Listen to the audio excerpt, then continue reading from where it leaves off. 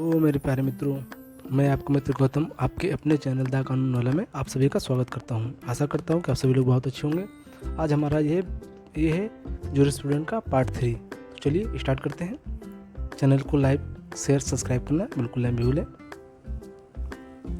फ्यूलर ने कितने सिद्धांत बताए थे जो कानून की वैधता के लिए आवश्यक थे? कितने बताए थे? 8।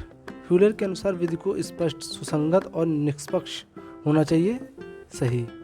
नेचुरल लॉ किसे अस्वीकृत करता है? तो वो करता है अन्यायपूर्ण विधियों को अस्वीकृत करता है।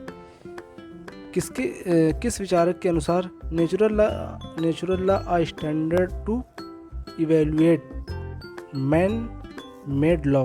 ये किसने कहा था? सिसरो ने। सिसरो किस काल से थे? तो वो रोमन काल से थे। किसके अनुसार विधि का सर्वोच्च लक्ष्य न्याय है? किसका है? अरिस्टोटल का। नेचुरल लॉ किस प्रकार का सिद्धांत है? तो वो कैसा है? आदर्शवादी सिद्धांत है। कौन से सिद्धांत में न्याय नैतिकता से जुड़ा हुआ है? तो वो है नेचुरल लॉ में। प्राकृतिक विधि का मुख्य विरोधी सिद्धांत कौन सा है? तो वो है एनालिटिकल जूरिस्प्रूडेंस। किसने प्राकृतिक विधि का नैतिक पक्ष कहा है? तो किसने कहा है? सालमैन ने। किसके अनुसार लॉ विदाउट जस्टिस मीनिंगलेस? किसके अनुसार है? फ्यूलर के अनुसार। नेचुरल लॉ किसका समर्थन करता है? तो करता है रूल ऑफ लॉ और आर्बिट्रेटरी पावर, यानी उसको ही रूल ऑफ लॉ कहते हैं। नेचुरल लॉ के अनुसार कानून कैसा होना चाहिए? तो वो न्यायपूर्ण और नैतिक होना चाहिए। कौन सा सिद्धांत law as it about to B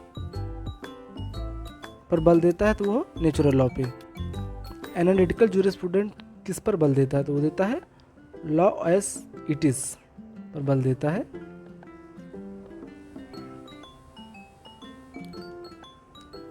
natural law और एनालिटिकल लॉ में क्या अंतर है? तो एक नैतिक पर आधारित है तो दूसरा सत्ता पर आधारित है। नेचुरल लॉ नैतिकता पर आधारित और एनालिटिकल लॉ सत्ता पर आधारित है। Natural law is a internal unchangeable and universal. यह किसका विचार है? तो यह है सिसरो का।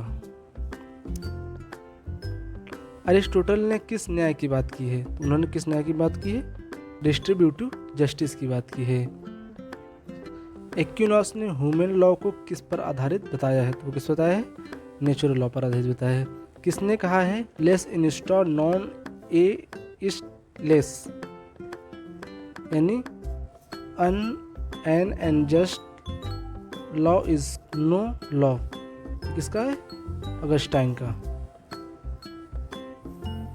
नेचुरल लॉ किस सिद्धांत का आधार है? तो वो है मानव अधिकार सिद्धांत का आधार है। यूएनओ के universal declaration of human right में नेचुरल लॉ का प्रभाव है। सही। नेचुरल लॉ किन सिद्धांतों के विकास में सहायक रहता है? तो वो फंडामेंटल राइट्स पे। किस युग में नेचुरल लॉ को सर्वाधिक महत्व मिला? तो वो पुनर्जागरण काल में। आधुनिक युग में किसने नेचुरल लॉ को पुनर्जीवित किया? तो किसने जीवित किया? फ्यूलर एंड प्रिंस ने। नेचुरल लॉ का मुख्य विरोध किस सिद्धांत से होता है? तो वो लीगल पोजिटिविज्म। किसने कहा law must confirm to reason? किसने कहा है? एरिस्टोटल ने। किसके अनुसार laws contrary to natural justice are invalid? किसने यह कथन दिया है? सिसरो ने।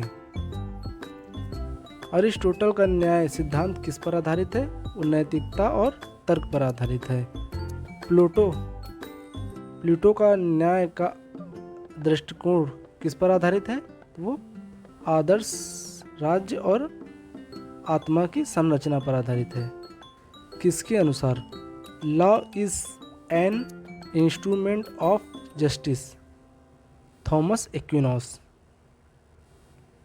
लॉर्ड फ्यूलर ने विधि की नैतिकता को क्या कहा है? Inner morality of law. किस विचारक ने प्राकृतिक विधि का आधार बताया है? तो जॉन लॉक ने। किस स्कूल ने law is for man not man for law का समर्थन किया है? तो नेचुरल लॉ। प्राकृतिक विधि नैतिक क्रियता को बढ़ाती है, क्या है? सही है। न्यायपालिका प्राकृतिक विधि का प्रयोग कब करती है? तो विधि की अस्पष्टता और शून्यता पर। किस न्यायमूर्ति ने भारत में नेचुरल लॉ का प्रयोग किया है? तो जस्टिस VR कृष्ण अय्यर ने। भारतीय संविधान में कौन सा अधिकार नेचुरल लॉ से प्रेरित है? तो मौलिक अधिकार। संविधान का अनुच्छेद 21 नेचुरल लॉ के सिद्धांत को दर्शाता है, जीवन और स्वतंत्रता का अधिकार।